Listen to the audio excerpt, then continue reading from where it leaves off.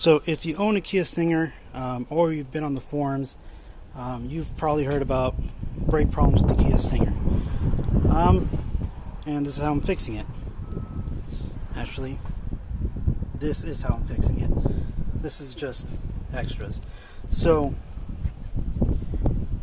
on the forums you'll read that the brake rotors warp on the Kia Stingers at very low mileage, and we're talking about cars that have 5,000, 8,000, 10,000 miles.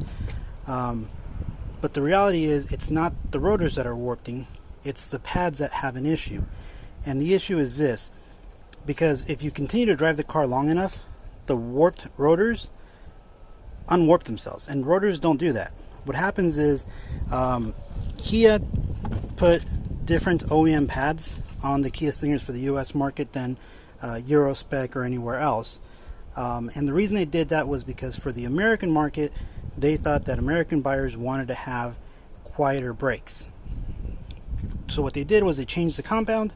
It allowed the brakes to be quieter, but it also makes them fade a lot quicker and deposit residue onto the actual rotors, and that will cause the rotors to feel like they're warped.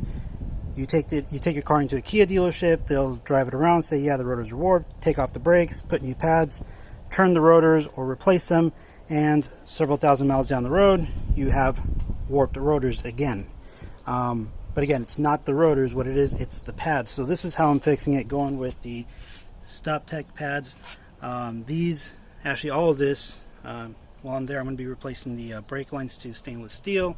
It's not needed, but since I'm there, might as well. And got a great set of rotors here from Sequence. There was a group buy for these that I opted into, but everything you see here, actually this here was also a group buy through Car Tuners, but it's over now. But everything's available through Car Tuners.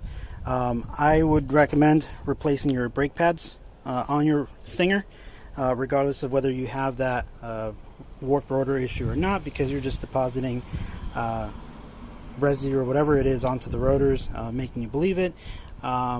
Plus, they're not the best brake pads possible you can have on your car. But yeah, just wanted to share that.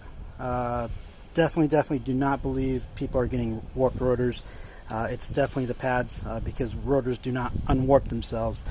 Something that I've noticed with my Stinger is I'll have the warped rotor issue around the times that I use the smart cruise control feature, and I'm also kind of overriding it with the gas pedal. I think it's causing a little bit extra friction on the brakes, the way the system's set up, and that causes heat, and that causes the pads to deposit whatever they're depositing onto the rotors, giving you that kind of a warped rotor feel. But that's it. Stop Tech street pads. These are all available through Nick at Car Tuners. Also have the stainless steel brake lines front and back. These should be easy to do. And like I said, I decided to go with the slotted. They're not directional vents on these, so left or right doesn't matter.